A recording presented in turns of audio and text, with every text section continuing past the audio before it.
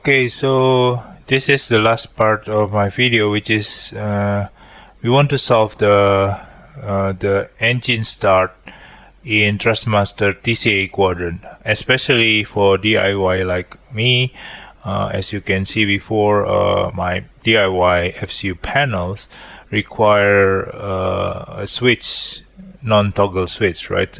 I cannot use any toggle switch always on position, because it will have a problem created in the increment of the, what do you call it,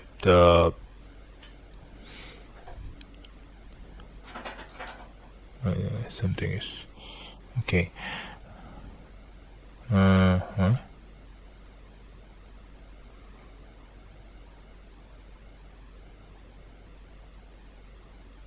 Okay, something, I switch off the engine just now, so I think it's okay.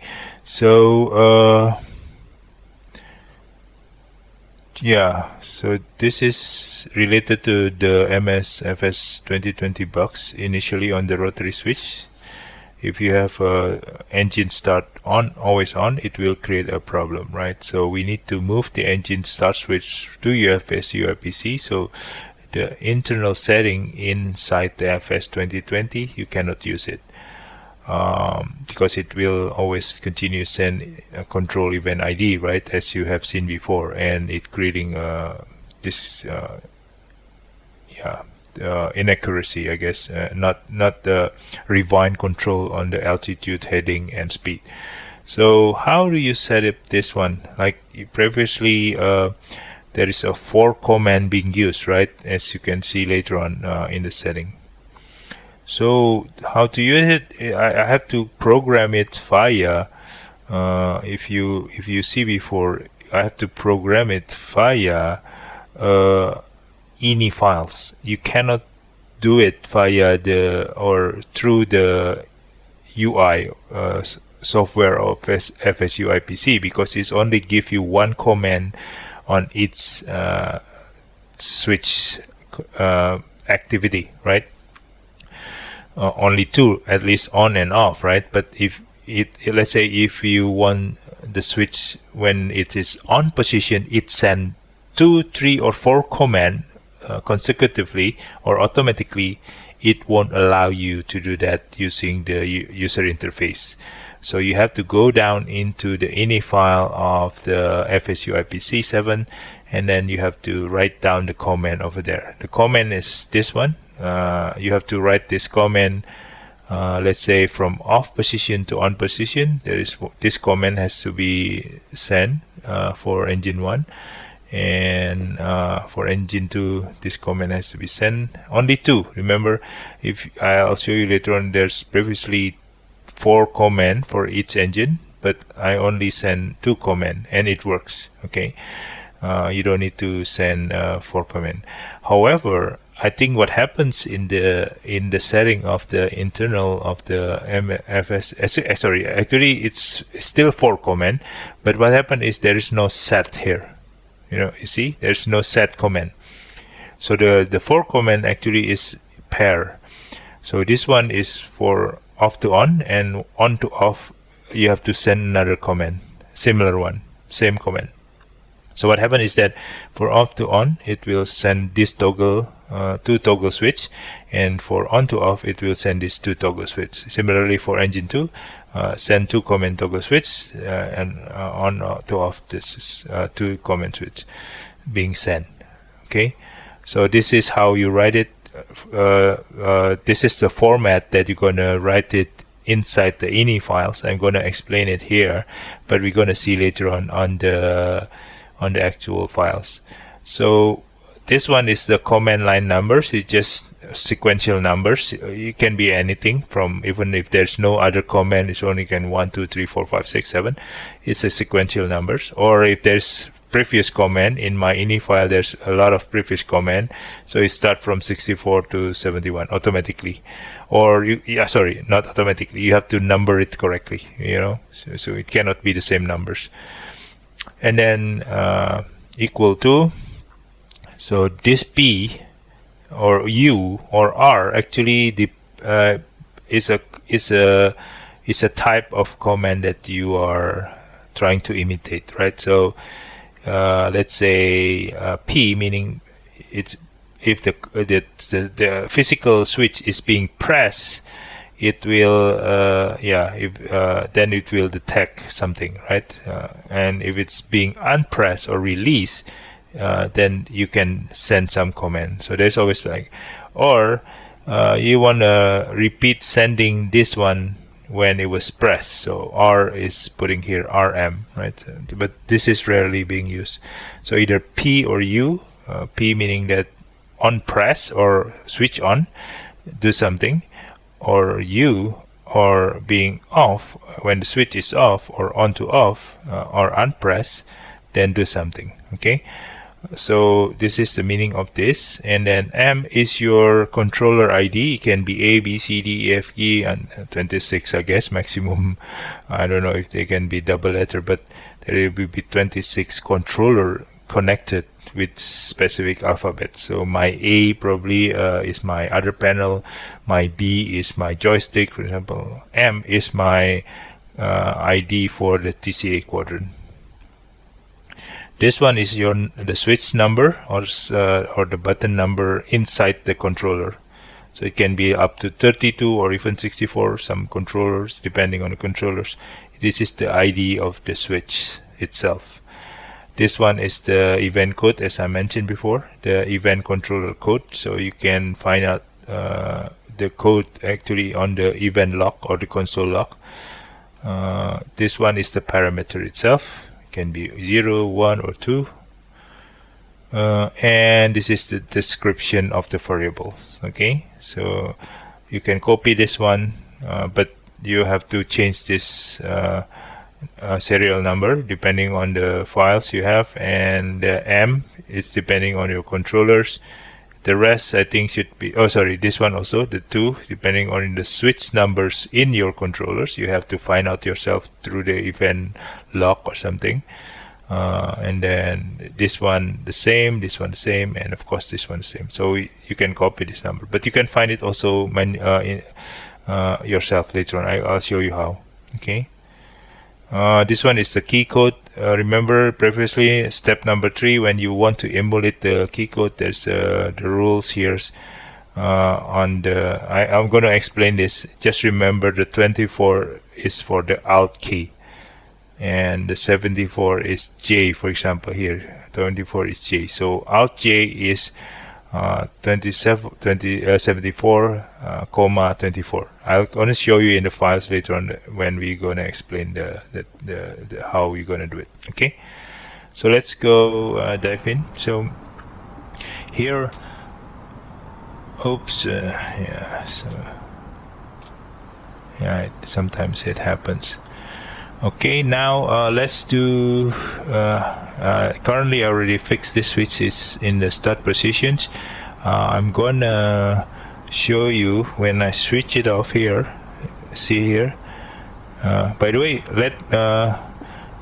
right now if I increment the altitude using my rotary switch, it's still 1 degree heating. Sorry, see, heating is still 1 degree. So this position is not always on, right? Remember, so if it's setting, you set this up inside FS2020, the heading change you see in the let me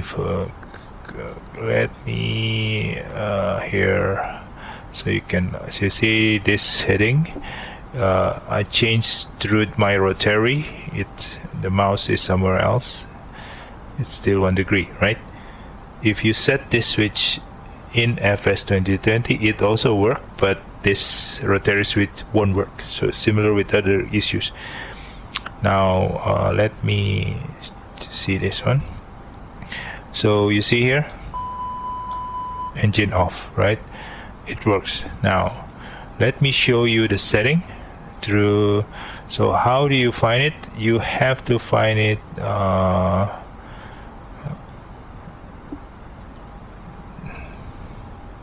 okay, so I'm going to show you this file. This is, I'm using Notepad++.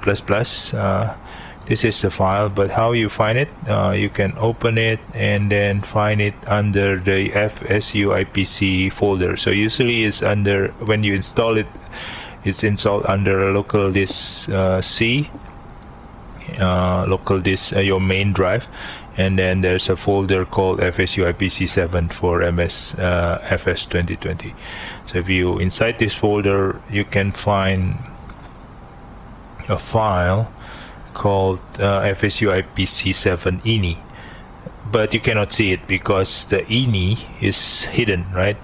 But you can find this one. The name is configuration setting. This one, FSUIPC configuration setting, is actually the ini file. So if you open, you open this file, yeah, FSUIPC7.ini. Okay, you can. Okay, you have to use a high resolution, I guess, to see this, because I'm using enlarged font already. In this file, I'll explain you a bit. I'm not expert on this one, but there's a sound setting, general setting. I don't want to change anything. Now, you see here joystick names. I name it certain, like A320 Neo pedestal, my pedestal controller, rudder, Thruistmaster rudder, blah blah blah. So you see here, Thruistmaster rudder is called A, and A320 Neo pedestal is E, right? A320 left panel is D, and my, let's say, total quadrant TCA, Thruistmaster TCA Quadrant with engine 1 and 2, it's called here, where is it? Here, M.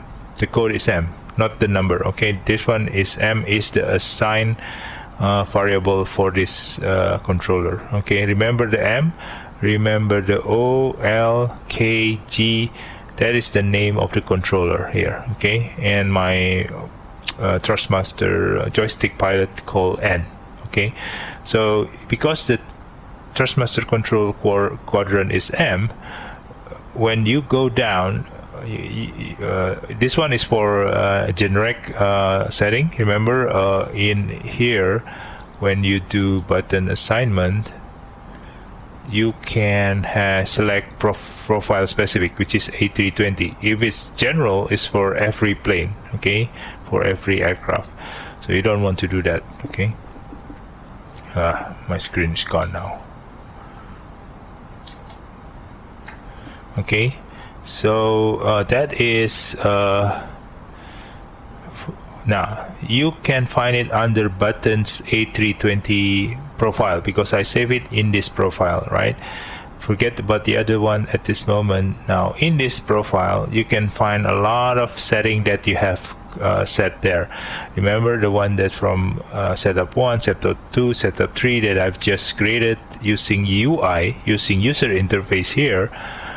In this button and switches user interface, it will be created in this file. So this file is very important. Don't change if you don't know, but you just want to go to the last part and copy something here, right? This command. I'll show you how to create this yourself initially, but for your controller, but because you don't know the code, for example, or the button numbers, you can create it by using individual setting first, like button and switches, and using one command first for, let's say, this toggle fuel valve engine 1, and remember the code and the switch number, right? This one will be different, but you can copy this one because it's the same event code. It will be always the same code here for everyone, but this one may change. The M, the assigned controller, and the button ID will change. This one will also change. The rest should be the same. So you copy and manually type yourself this command here and save it. Okay, this will create toggle for on to off and off to on. Off to on is this one, press. On to off is unpress. So this is the dual set of command, right? Once you copy this and you save it, you can once you save it, what happened is that it won't immediately recognize. So what you do is you go here and then open the button switch menu again, this one, and you reload all the buttons. Okay, so once you reload all the buttons, it will save the buttons again. Sorry, it will read the ini files again and set it up again in the buffer, I guess. So now it works after you set up. So you can see again. Oops, sorry, I have to be here. Come on, where's sorry guys, I have to check. Let me check. No, this one is not. Sometimes, yeah, because it's okay, you see. I don't know what happens though, but probably it's not loaded yet. So here, okay, it works. So that is how you set up the engine. Of course, it will create a lot of error and things like that if you do that during the flight. So don't do that when you are in flight. So that is how I set up this two switch using only two command toggle for each of the position, like on or off, right?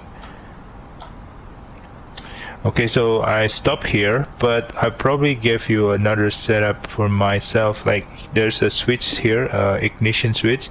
Unfortunately for this one, there's no command that can be used inside FSUIPC for the set command. I still haven't found it. If you guys know what's the command for this one, let me know. I will appreciate it. But if not, well, I'm using the setting inside the simulator itself. Actually there's I'll show you the command. Actually it's here. So that is here. Yeah, this one. So it's a set engine ignition start mode. So that will be to the right. When I put it to the right, it will be starting. For normal mode, I put it on the left. So what happens is that I'll show you how. Let me go back. For this one, if I put it there, it will be on, right? That is ignition. So it's similar with the screen position in the screen. But to back it to normal, if you put in the middle, nothing happens, right? You have to go all the way to the left and put back in the middle again. So that's the shortcut that I do for this switch. So on ignition, and I switch it to to crank actually to make it normal, and then put into back to normal positions. Somebody used this switch to restart, but then I think you have to do 2 times still the same, but you have to be hands off and then press this one, because the crank mode is rarely used at this moment. Well, that's why I probably can use this one for the crank instead of this one, right? So this one very regularly used. So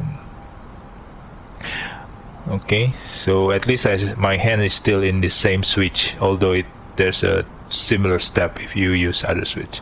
So that's my workaround at this moment for this switch. I still gonna put it in the middle because I don't want for it to create a continuous event, right? So that's the problem with it. So I'm not continuously sending a command, because if I put it here, although it's normal here for my position, or here it's ignition, it will create those inaccuracy again in my DIY rotary panel. Okay, so enough talk, I guess. That is my setting. Parking brake, anything, same principle to follow. If you want to ask, you can send me a personal message, so I'll let you know how I set up. Okay, thank you, see you. So hopefully it is useful.